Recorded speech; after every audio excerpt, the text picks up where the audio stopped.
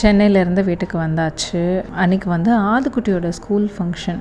நான் வருவேனா வரமாட்டேனா, அம்மா சென்னைக்கு போயிட்டாலே, இப்போ எல்லோரும் வந்திருக்காங்களே அவங்க அம்மாலாம், நம்ம அம்மாவை இன்னும் காணுமேன்னு பையன் ஏங்கிட்டு இருப்பானேன்னு நினச்சி வேகமாக ஓடி வந்தேன். வந்து பார்த்ததும் ஆதுக்குட்டியே வந்து வெல்கம் அப்படின்னு சொல்லிட்டு என்னை வெல்கம் பண்ணான். என்னது தேங்க்யூ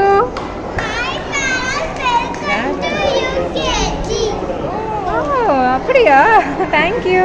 அதோட ஸ்கூலில் அன்றைக்கி வந்து கம்யூனிட்டி ஒர்க்கர்ஸ் பற்றின ப்ராக்டிக்கல் லேர்னிங் மாதிரி ஒரு செஷன் போச்சு. ஆக்சுவலி அது ஈடாக் டேவோட செலிப்ரேஷன். எப்படி சொசைட்டியில் எல்லாரையும் மதிக்கணும், ஏன் மதிக்கணும், அவங்க நமக்கு என்னென்ன பண்ணுறாங்க அப்படின்னு ஒரு குழந்தையோட மனசில் எப்படி ஆழமாக பதிய வைக்க முடியுமோ அப்படி ஒரு ப்ராக்டிக்கலான லேர்னிங் மெத்தடில் அந்த சிலபஸ் இருந்துச்சு. அதனால தான் நான் இந்த ஸ்கூல் சூஸ் பண்ணேன். சொசைட்டி பேஸ்டு வேல்யூஸ் வந்து நம்ம வந்து கற்றுக் கொடுக்கணும். நிறையா ஸ்கூலில் வந்து அந்த நீதி கதைகள் அது சும்மா சொல்லிக்கிட்டு போனால் கூட அது எப்படி யார் யாருக்கு என்னென்ன வேலை, அவங்க இல்லைன்னா நம்ம என்னென்ன மிஸ் பண்ணுவோம் அப்படிங்கிறத வந்து தெளிவாக சொல்லி கொடுத்தாங்க.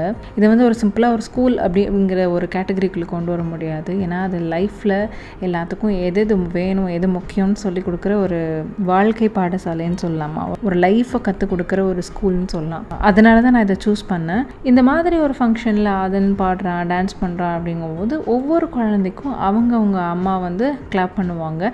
அதே மாதிரி நம்ம அம்மாவோட கிளாப் கேட்கலையே, நம்ம அம்மாவை காணுமேன்னு சொல்லி நம்ம குழந்தை கண் கொண்டு அங்கே எங்கன்னு தேடிடக்கூடாது அப்படிங்கிறதுக்காகவே வந்து அந்த அன்னைக்கு இருந்த ஒரு இன்டர்வியூ கூட நான் அதை மிஸ் பண்ணிவிட்டு நான் வந்துட்டேன். இட்ஸ் ஓகே, இது வந்து அதன முக்கியமான மூமெண்ட், இந்த இடத்துல நான் இருக்கணும் அப்படின்னு சொல்லி. இல்லைனா சில விஷயங்களுக்கு வந்து எனக்கும் அவனுக்கும் அது ஒரு லைஃப் லாங் கில்ட்டாக வந்து இருந்துக்கிட்டே இருக்கக்கூடாது அப்படிங்கிறதுக்காக சின்ன சின்ன விஷயங்கள் கூட அவனோட மைல் ஸ்டோன்ஸை நான் மிஸ் பண்ணுறதில்ல. நம்ம எல்லாருமே சொல்லுவோம் ஒர்க் வேணும், ஒர்க் அண்ட் லைஃப் பேலன்ஸ் வேணும் அப்படின்னு சொல்லுவோம். ஆனால் உண்மையில் பார்த்திங்கன்னா ஒரு அம்மாவுக்கு பேலன்ஸே இல்லைங்க. தலைகிலாக நடக்கிறது தான், அதுவும் ஜக்லிங் தான் வந்து அவங்களோட பேலன்ஸே சொல்லலாம். அன்றைக்கி எங்கள் வீட்டில் அக்கா பாயசம் மட்டும் செய்யலைங்க, பஜ்ஜியும் செஞ்சு கொடுத்துருந்தா. பஜ்ஜி வந்து இப்போ இந்த திடீர்னு கெஸ்ட் வந்துட்டாங்க, ஒரே ஒரு வாழைக்காய் மட்டும் இருக்குன்னா நீளமாக போடாமல் குட்டி குட்டியாக வட்டமாக கட் பண்ணி நிறைய பஜ்ஜிஸ் போட்டிருந்தா. புசுன்னு அதுவும் அழகாக வந்திருந்தது. அதுவும் இந்த ஃப்ரை பேனில் பண்ணும்போது ரொம்ப ஈஸியாக வந்திருந்ததுங்க. இது வந்து அகாரோவோட royal pre seasoned cast iron fry பேனுங்க. இதில் வந்து கேஸ்க்கும் வச்சுக்கலாம், அதாவது நம்ம இண்டக்ஷன் ஸ்டவ் டாப்பெல்லாம் இருக்கும் இல்லையா, அதுக்கேற்ற மாதிரியும் வைக்கிறதுக்கு அடியில் ஃப்ளாட்டான சர்ஃபேஸ் இருக்குது. அது மட்டும் இல்லாமல் இது வந்து கேஸ்ட் அயன் மெட்டீரியலில் யூஸ் பண்ணங்காட்டி ரொம்ப ஃபாஸ்ட்டாக ஹீட் ஆயிரும். அந்த ஹீட்டை வந்து ஈவனாக எல்லா இடத்துக்கும் டிஸ்ட்ரிபியூட் பண்ணுங்கள். நம்ம வடச்சட்டியில் ஒரு சில இடம் பார்த்திங்கன்னா ஓரமாக மட்டும் கருகும், அந்த மாதிரிலாம் இல்லை, ஈவனாக ஹீட்டை டிஸ்ட்ரிபியூட் பண்ணும். இதை வந்து ஃப்ரை பண்ணிக்கலாம், வெஜிடபிள்ஸ் ஃப்ரை பண்ணிக்கலாம், சிக்கன் ஃப்ரை பண்ணலாம். இந்த மாதிரி ஃப்ரையிங் ஃபுட் ஐட்டம்ஸ்க்கெல்லாம் வந்து இது ரொம்பவே ஆப்டாக இருக்கும். கேஸ்ட் அயன் மெட்டீரியல் வந்து லாங் லாஸ்டிங்காக இருக்கும். பொதுவாக எங்கள் வீட்டில் வாங்கின ஒரு அயன் தோசைக்கல் வந்து ரொம்ப வருஷமாக இருந்துச்சு. அதுக்கப்புறம் ஒன்று மாற்றணும். இப்போ மறுபடியும் ஒன்று மாற்றலான் இருக்கும். ஆனால் அது வந்து பழசு வந்து ரொம்ப நல்லா இருக்குது. சப்பாத்தி போடும்போது மட்டும் கொஞ்சம் ஓவர் ஹீட் ஆகி அடுத்த தோசை வராமல் இருக்கும், அந்த மாதிரி இருந்தது. பட் அதுக்கப்புறம் நல்லாவே ஒர்க் பண்ண ஆரம்பிச்சிருச்சு. இந்த கேஸ்ட் அயன் குக்வேர் வந்து சோப்பு, ஜெல்லு, லிக்விட் மட்டும் யூஸ் பண்ணால் போதுங்க. கம்ப்ளீட்டாக ட்ரை பண்ணிடணும். ஒரு டவல் இல்லை பேப்பர் டவல் அந்த மாதிரி ஏதாவது வச்சு கழுவி முடிச்சதுக்கப்புறம் மெயின் அதில் வந்து ரஸ்ட்டு துரு எதுவும் ஃபார்ம் ஆகாமல் இருக்கணும்னா ஒரு thin layer of cooking oil அதில் போட்டு அதில் தொடவி விட்டு அதுக்கப்புறமா வந்து எங்கேயாவது பத்திரமா ட்ரை ஆர் கூல் பிளேஸில் நீங்கள் அதை வச்சிட்டிங்கன்னா குக்கர் வந்து ரொம்ப நாளைக்கு தாங்கும். இது எனக்கு ரொம்ப பிடிச்சிருக்கு. இதோட லிங்க் வந்து நான் கீழே டெஸ்கிரிப்ஷன்லேயும் ஃபஸ்ட் கமெண்ட்லேயும் கொடுக்குறேன். அமேசானோட லிங்க்கு ட்ரை பண்ணி பாருங்கள். ஓகே, ஆதுக்குட்டியோட ஸ்கூல் ஃபங்க்ஷன் நல்லபடியாக முடிஞ்சிருச்சு. நம்ம கிளம்பலான்னு யோசிக்கும் போது பார்த்தா கரெக்டாக ஆதுக்குட்டிக்கு ஃபீவர் வந்துடுச்சு. கண்ணெல்லாம் பொங்கி இன்ஃபெக்ஷன் ஆகி ஒரே ரெட்டிஷாக மாறிடுச்சு. ஒரே நைட்டில் அவன் பாடி வந்து சிக்னல் கொடுத்துருச்சு, அம்மா ஐ நீட் யூ நவ் அப்படின்னு சொல்லிட்டு. அதனால் சரி ஓகே, நம்ம சென்னைக்கு இப்போ போய் வேலை தேடுற பிளானை கொஞ்சம் ஊற்றி போட்டுட்டு ஆதன் கூட இருக்கணும், அவனை பாடியை ரெக்கவர் பண்ண வைக்கணும்.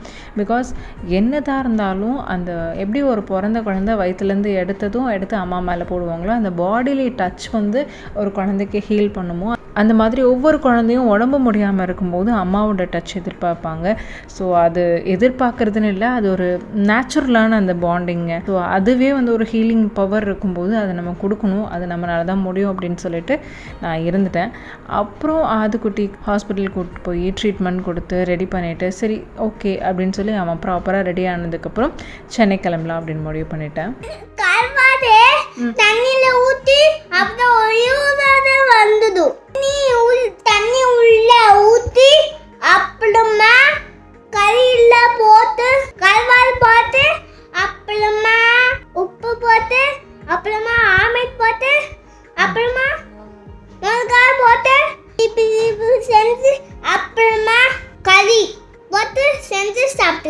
ஹாஸ்டலில் ஸ்டே பண்ணியிருந்தேன் இல்லையா, அந்த ஹாஸ்டலில் என்ன பண்ணாங்கன்னா, நீங்கள் வந்து ஒரு 15 to 30 டேஸ்க்கான ஸ்டே தான் இருக்கிற மாதிரி சொல்லியிருந்தீங்க 1 மந்த்துக்கு. அதனால் உங்களுக்கு வந்து 1 மந்த் வாடகையை அட்வான்ஸாக வாங்காமல் விட்டோம். ஸோ இப்போ நீங்கள் வந்து இன்னொரு 10 டேஸ் நீங்கள் இருக்கிறதுக்கு 8 டேஸ் பக்கம் இருக்குது நீங்கள் இங்கே பேலன்ஸ் ஸ்டே பண்ணுறதுக்கு. அதுக்குள்ளே நீங்கள் நாளைக்கு காலையில் அடுத்த மாதத்துக்கான வாடகையை நீங்கள் பே பண்ணிங்கன்னா நீங்கள் இங்கே கண்டினியூ பண்ணிக்கலாம், இல்லைனா நீங்கள் கிளம்பிக்கோங்க அப்படின்னாங்க. அது சொல்லும்போது காலையில் ஆயிடுச்சு. நான் அவசரமாக வர ஒரு பக்கம் இன்டர்வியூ போயிட்டு இருந்தங்காட்டி நான் வந்து பேசிக்கிறேன்னு போயிட்டு திரும்ப ஹாஸ்டல் வந்துட்டேன். அப்புறம் தான் வந்து அவங்க சொன்னாங்க, இல்லைங்க நீங்கள் ஒரு டெசிஷன் எடுத்தே ஆகணும், நீங்கள் அட்வான்ஸ் பே பண்ணியே ஆகணும், இல்லைனா கிளம்புங்கன்னு சொன்னாங்க. நான் சொன்னேன், எனக்கு இன்னும் ஜாபு கன்ஃபார்ம் ஆகலைங்க, எப்படியும் வந்து ஒரு வேலை கிடச்சிருச்சுன்னா நான் உங்களுக்கு பே பண்ணிடுறேன், இல்லைனா நான் கிளம்பிக்கிறேன், எனக்கு ஒரு 2 டேஸ் டைம் கொடுங்கன்னு சொன்னேன். பட் அவங்க கொடுக்கவே இல்லை. நைட் 11:30க்கு அந்த ஹாஸ்டல்லேருந்து உடனே கிளம்புற மாதிரி ஒரு சிச்சுவேஷன் பண்ணிட்டாங்க. அது மட்டும் காரணம்னு நான் சொல்ல முடியாது. நான் அங்கே வந்து ஒருத்தவங்கள்ட்ட ஒரு ரெக்வஸ்ட் சஜஷன் சொல்லியிருந்தேன். அதாவது ரூமில் ஒருத்தவங்களுக்காவது ஸ்கின் அலர்ஜின்னு சொல்லி போட்டு ஆயின்மெண்ட்டை தடவுறதும் அதுக்கான சோப்பு வாங்கி போட்டு குளிக்கிறதுன்னு சொல்லிட்டு நிறைய மாதக்கணக்கில் ஹாஸ்பிட்டல் அலைஞ்சிட்ருக்காங்க. தண்ணி ஏதோ ப்ராப்ளமாக இருக்குதுன்னு நினைக்கிறேன், அது என்னன்னு கொஞ்சம் பாருங்கன்னு சொல்லியிருந்தேன். ஸோ அது அவங்களுக்கு பிடிக்கல. ஏதாவது ஒரு விஷயத்தில் அவங்களுக்கு வந்து சஜஷனாக சொல்கிறது கூட அவங்க பிடிக்கல அப்படின்னு சொல்லி எடுத்துக்கிட்டு, இது இப்படி தான் இருக்கும், இந்த ஹாஸ்டலுக்கு இந்த ரேட்டுக்கு இவ்வளோ தான் இருக்கும், இஷ்டம் இருந்தால் இருங்க அப்படிங்கிற மாதிரியெல்லாம் பேச ஆரம்பிச்சிட்டாங்க. அது கூட நார்மலாக விட்டுட்டாங்கன்னு வைங்களேன். அதை மைண்டில் வச்சு தான் இமீடியட்டாக நீங்கள் பே பண்ணுங்கள் அப்படிங்கிற மாதிரி சொன்னாங்க. என்னடா போகிற இடத்துலலாம் இப்படியெல்லாம் ஆகுதுன்னு சொல்லிட்டு நினச்சிட்டு, சரி ஓகே நானும் வேறு வழி இல்லை அப்படின்னு சொல்லி கிளம்பிட்டேன். நைட் 11:30க்கு ஒரு ஆன்லைன் பிளாட்ஃபார்மில் ஒரு ஆட்டோ பிடிச்சி வேறு வழி இல்லை அப்படின்னு சொல்லிட்டு ஏற்கனவே ஸ்டே பண்ணியிருந்த ஒரு இடத்துக்கு நான் போய் ஸ்டே பண்ண ஆரம்பிச்சிட்டேன். நல்ல வேலை I was about to miss the function, but நான் மிஸ் பண்ணல. My son deserves a mom who shows up, அந்த மாதிரி தான் வந்து நான் ஃபீல் பண்ணேன். பட் அதையும் நான் நடத்தியும் காமிச்சிட்டேன். ஜஸ்ட் ஸ்கூல் ஃபங்க்ஷன்ஸ்க்கு மட்டும் இல்லைங்க, அவன் என்னென்ன டைமில் அவனுக்கு தேவைப்படுதோ அந்தந்த டைமில் வந்து மேக்ஸிமம் நான் அவன் கூட இருக்க ட்ரை பண்ணுறேன். பிகாஸ் அவனுக்குள்ளே ஒரு சைலண்ட் ஸ்க்ரீம் ஒரு குட்டி ஹார்ட்டில் இருக்கும்.